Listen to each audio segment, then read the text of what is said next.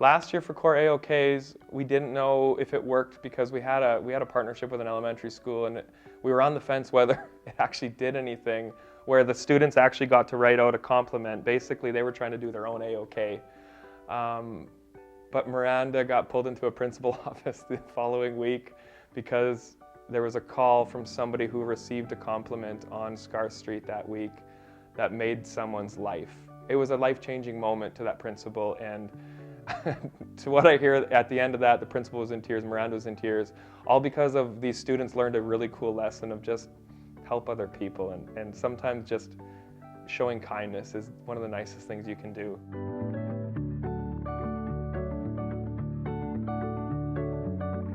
So what we do with 100 Acts of Kindness is it's a way for us as an organization, but us and our partnerships, community partnerships, people in the city of Regina, to kind of recognize people who are just doing ordinary things and make them feel extraordinary for doing them because they make people's day. Essentially, week 10, 100 Acts of Kindness rolls around, and usually you like to do something a little bit bigger, and so we're going to go downtown. We're going to recognize the people at the Cornwall Center, just kind of give out really like uplifting notes of encouragement and just keep going, you're doing a great job. Not really knowing where people were on that and just where they were in their day, and just like recognize them for being awesome. And you exist, so you're awesome.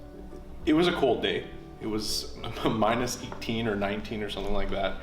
And all these kids roll up on the bus. And so I pre-approved the fact that we were going to be able to do this. I called the Cornwall Center ahead of time. And somewhere along the line, that communication got broken, and they weren't expecting us anymore. And so that's something that went wrong. So I've got a bus leaving, dropped off literally like 30 kids on it. There's 2 other buses like that. I've got all these buses leaving, 100 kids in the front doorways at Cornwall Center, and I'm being told we gotta go. The vice principal looks at me and she's like, it's too cold outside for these kids to be outside walking around. And so, there's that second thing that goes wrong.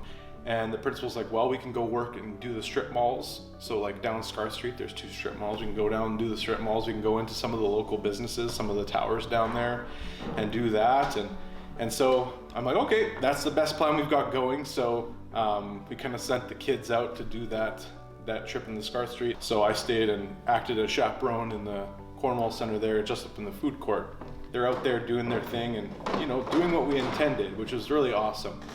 And we had almost all the groups back. The buses were rolling back up, and I'm like, okay, this wasn't perfect, but, we made it work, and it happened, and now they're back on the bus, and 100 Acts of Kindness is gonna wrap today, and this is a good thing.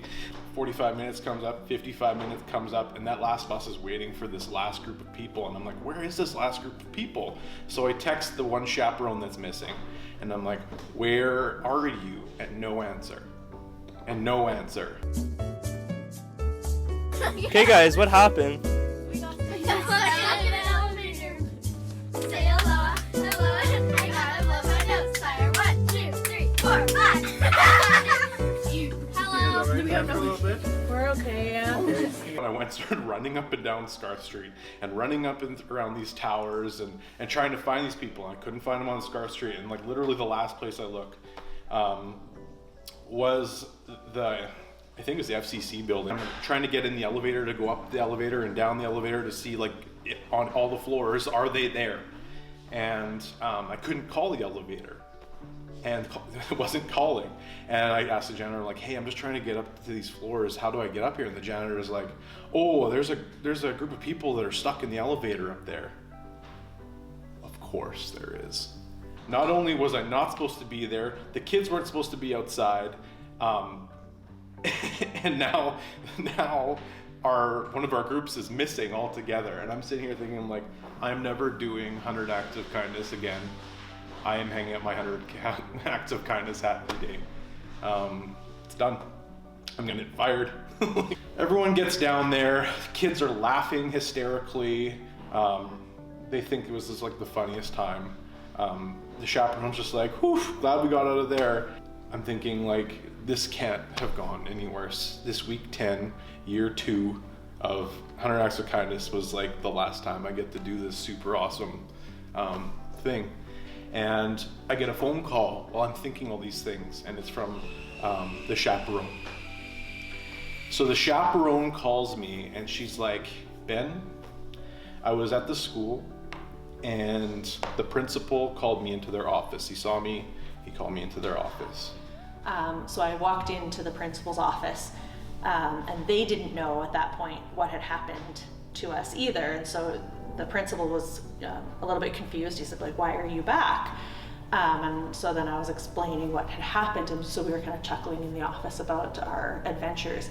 And he says, well, come into my office for a second. And as everybody knows, as soon as a principal at any age in any school tells you to come into his office, it's usually bad news. And so I stepped into his office, and he says, we got a call. And I thought immediately, probably the same road Ben went down when I called him and told him that we got this call, because I thought, oh no, like somebody got mad that there were these kids downtown, a parent was mad. I thought for sure it was going to be something negative. And he said, no, just before we had come back, somebody had called from one of the businesses that we had stopped at downtown.